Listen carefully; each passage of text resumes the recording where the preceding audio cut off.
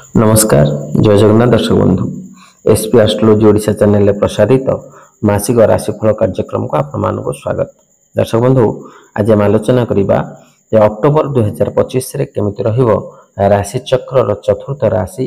कर्कट राशि व्यक्तिविशेष मानक पई कोन रहिबो शुभाशुभ राशिफल विषय रे विस्तृत भाव आलोचना करवा प्रतिकार सहित किंतु ता पूर्व आपण मानक एक अनुरोध जदि आपण माने हम चैनल को प्रथम थर कर आसी थांती वीडियो को लाइक करंतु शेयर करंतु और चैनल को सब्सक्राइब करी पाखरे थिबा बेल आइकन को प्रेस करंतु। तेल दर्शक बंधु चलंतु आरंभ करबा आज आलोचना जे अक्टोबर मास रे कर्कट राशि रो शुभाशुभ भाग्यफल। दर्शक बंधु ए कर्कट राशि जहार अधिपति ग्रह होचंदी चंद्र यार शुभ बार रविवार सोमवार घातवार बुधवार शुभ संख्या 2 7 9 शुभ रंग धला नाली। दर्शक बंधु अक्टोबर मासरे कौन रहिबो गोचरीय ग्रह स्थिति आपनक राशि पाई बृहस्पति द्वादश स्थान रे शनि नवम स्थान रे राहु अष्टम स्थान रे तो केतु द्वितीय स्थान रे अधिष्ठान करूछंती। ग्रह मानकर एही गोचरीय स्थिति को नजर रखे में यही विचार करि परिबा जे कर्कट राशि रे लोकन को एही मासरे मिश्रित परिणाम मिलिबो। एही मासरे सूर्यंकर गोचर 17 अक्टोबर पर्यंत आपनकर तृतीय घरे रहिबे जहा सामान्य भाव में आपण को अनुकूल परिणाम दे पारंती। 17 अक्टोबर परे सूर्यंकर गोचर आपणकर चतुर्थ घरे नीच अवस्था रे रहिबे सूर्यंक ठारू दुर्बल परिणाम मिलिबार संभावना रही अछि। मंगलंकर गोचर 27 अक्टोबर पर्यंत आपणकर चतुर्थ घरे रहिबे जहाको अनुकूल गोचर कहजिबो नाही। 27 अक्टोबर परे मंगल आपणकर पंचम घरे निजर राशि रे रहिबे और मंगल आपण को मिश्रित परिणाम दे पारंती। बुध ग्रहंकर गोचर 3 अक्टोबर रु नहीं 24 अक्टोबर पर्यंत अनुकूल परिणाम दे पारे। यहा परे बुध ग्रह किछि मात्रा रे दुर्बल होई जिवे। बृहस्पतिंकर गोचर मासर प्रथम भाग रे द्वादश घरे हेबो जहा आपण को अनुकूल परिणाम देबो नाही किंतु मासर द्वितीय भाग रे बृहस्पति आपण को हाराहारी रु भल परिणाम दे पारंती।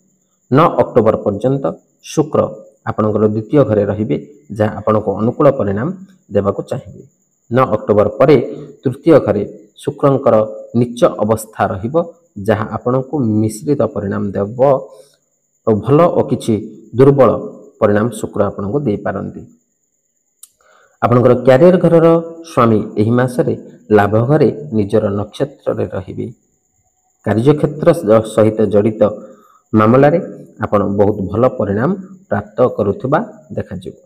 उच्च शिक्षार कारक ग्रह बृहस्पति मासर प्रथम भाग रे मिथुन राशि अर्थात बुध ग्रहंकर राशि रे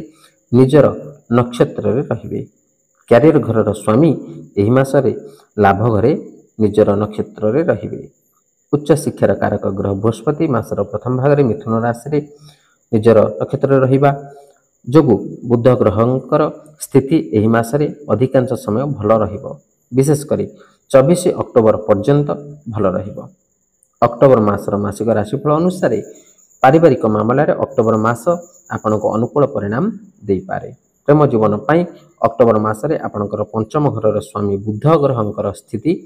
अधिकांश अनुकूल रहिबो। वैवाहिक जीवन रे एही मासरे आपण को हाराहारी परिणाम मिलिबो। अक्टोबर मासर राशिफल अनुसार आर्थिक जीवन रे एही मासरे आपणकर लाभ घरर स्वामी बृहस्पतिंकर स्थिति भल रही पारे। स्वास्थ्य दृष्टि अक्टोबर मासरे आपण को हाराहारी रु भल परिणाम मिली पारे। दर्शक बंधु जो गुरुत्वपूर्ण ग्रह मानक कथा आम आलोचना करुथिले प्रथमे से गुरुत्वपूर्ण ग्रह मानकर यदि व्यक्तिगत फल हिसाब आम आलोचना करिबा तबे बृहस्पति होचंती धन धान्यर कारक विद्या बुद्धिर कारक जस कीर्तिर कारक आध्यात्मिकतावादीर कारक और संसार रे समस्त प्रकार सकारात्मक दिगर कारक होउछंती ए देवगुरु बृहस्पति। तेणु बृहस्पति आपणक राशि पाई वर्तमान द्वादश स्थान रे। तेणु बृहस्पति गोचर स्थिति अनुसार द्वितीय पंचम सप्तम नवम और एकादश स्थान रे शुभ फल प्रदान करिथांती किंतु आपणक राशि पाई जेहेतु द्वादश घरे रहिछंती द्वादश बृहस्पति आपण को निश्चित भाव में अशुभ फल प्रदान करेंगे। द्वादश घरु आम सामान्य भाव में व्ययर विचार करि थांती खर्चर विचार करि थांती। तेणु बृहस्पति आपण ପାଇଁ द्वादश घर रही आपण जदि व्यवसाय वाणिज्य क्षेत्र अच्छा तेरे व्यवसाय वाणिज्य क्षेत्र में आप आशानुरूपक फल प्राप्त करें ना आशानुरूप लाभ आय प्राप्त करें ना जदि आप पार्टनरशिप व्यवसाय करुँच पार्टनर आपको संपूर्ण रूप से सहायता कर न पारती जदि आपण कौन शेयर मार्केट अर्थ विनियोग करुँच तेबे से क्षेत्र में आपण आकस्मिक भाव धन व्यय रोग रही अछि तेणु ए समय मध्य आपण साधारण भाव में टिके धैर्यर सहित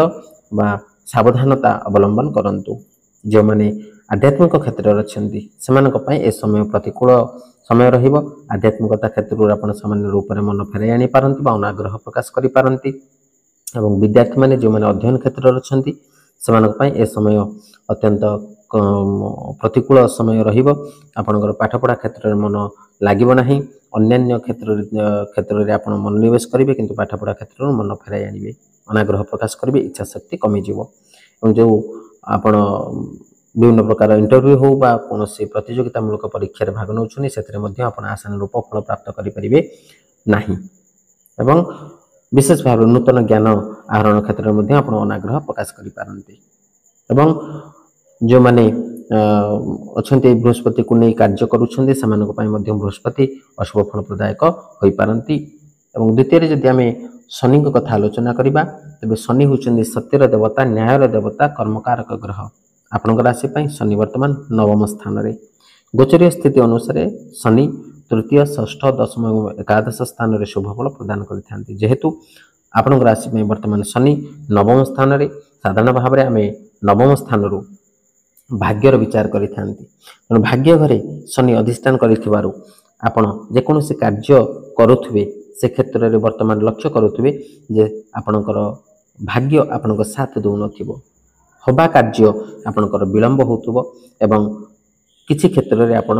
विफलता प्राप्त करुवे तेणु शनि जेहेतु कर्मकारक ग्रह जदि आपण कौन कर्म क्षेत्र में अच्छा तेबे से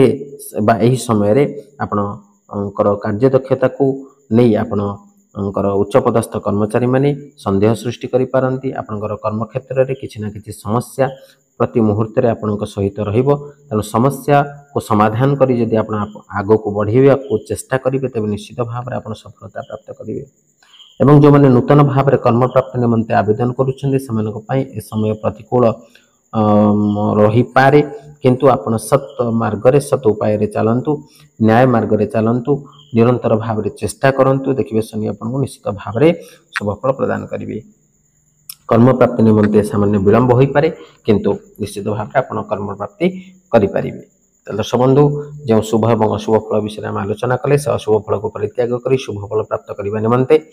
आम केत गुड़े प्रतिकार विषय आलोचना करवा से प्रतिकार गुड़िक हूँ आपण माता भुवनेश्वरी को पूजार्चना करंतु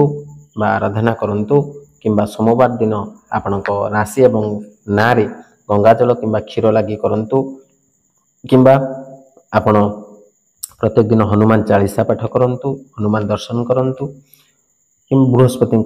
कोपदृष्टि रक्षा पाइबापी आपण विष्णु सहस्रनाम पाठ करें बलदेव दर्शन करें किंबा बरगछर चेर पाखरे आपण मिठा क्षीर प्रतिदिन लगी करंतु देखिए निश्चित भाव में शुभ फल प्राप्त करेंगे तो दर्शक बंधु आशा करी वीडियो भल लगी जब भल लगी तो वीडियो को लाइक करूँ शेयर करूँ और आपंकर सुनिश्चित मतामत देवाक जमा भूलुनि आज विदाय दिंतु। रही नमस्कार। जय जगन्नाथ।